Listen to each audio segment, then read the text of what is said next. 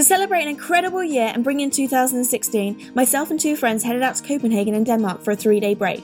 For the duration of our trip, we stayed at the Andersen Hotel in the centre of Copenhagen, a 2-minute walk from Central Station, which is also a 15-minute direct train from the airport, and walking distance from pretty much everything. We had a gorgeous double room. It was chic and the beds were so comfy. The best bit, you know me, was definitely the breakfast spread, an all-you-can-eat buffet of rye breads, croissants, meats, cheeses, scrambled eggs, boiled eggs, sausages, cereals, yogurts, alongside both hot and cold drinks. Every day we were perfectly fueled for the exploring that awaited us. The best way to get around the city is definitely to walk or bike, purely because Copenhagen is so beautiful. You don't want to miss any of it by being on the metro or in a taxi if you can avoid it, and you can explore at your own leisure.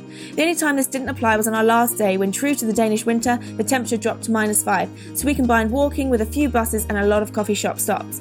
In terms of things to do in Copenhagen, there's an abundance. I love exploring the outdoors and, well, eating, but if museums are more your thing, there are plenty of those. On our first day, we were true tourists and headed straight to Nyhavn, the place you see on all the postcards and the visual you most likely associate with Copenhagen, that gorgeous canal lined with an array of coloured houses.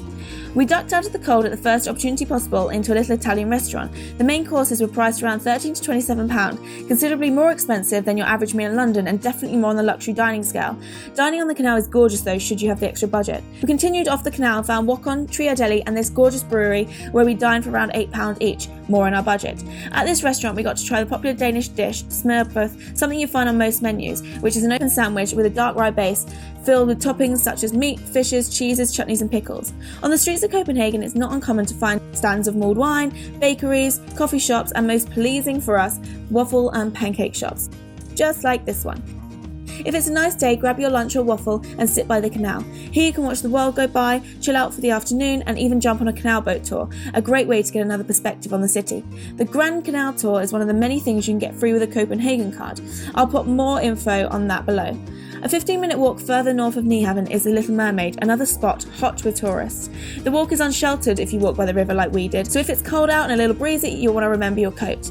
The Little Mermaid is an iconic sculpture now 100 years old. It was commissioned by Carl Jacobsen after he fell in love with the mermaid character in a ballet performance of the Hans Christian Andersen fairy tale The Little Mermaid.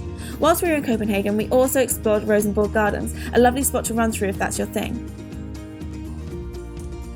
Then there's Zurich, which is the main street running through the city. Here you'll find high street stores like H&M, Zara, Topshop and everything to Louis Vuitton, so you can pick up souvenirs and anything you've forgotten. Dotted all over Copenhagen is Barresso, a coffee shop chain equivalent to Starbucks. We had some great coffee here and it's a great stop off for a snack or a bit of warmth during the winter.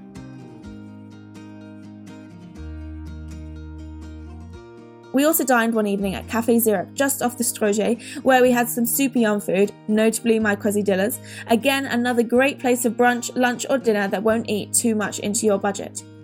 Oh yeah, Happy New Year! We also got the bus to Norrebro.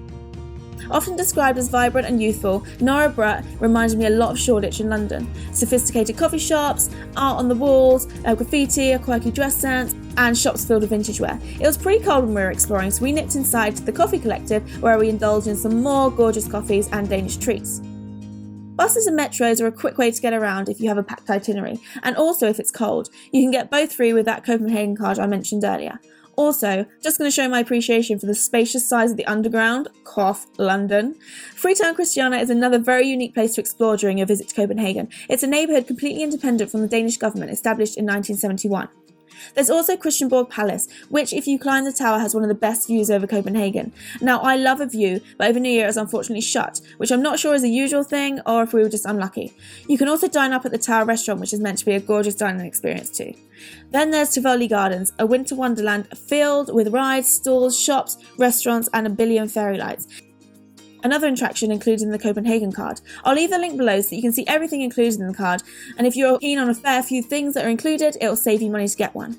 Last but not least, we headed to Cox & Cowles for our final meal. I'd been recommended here by a few people claiming the burgers to be unreal and award-winning, which I can vouch for. The end of our city break to Copenhagen was here before we knew it, and it was time to fly back to London. If you want to know more about anywhere I've mentioned in this video, what to pack, transport tips, or my full recommended 3-day itinerary in Copenhagen, there's a whole load more on my blog and I'll link all the posts below. I wish you guys all an incredible 2016 and I hope you'll be here joining me for many more adventures this year.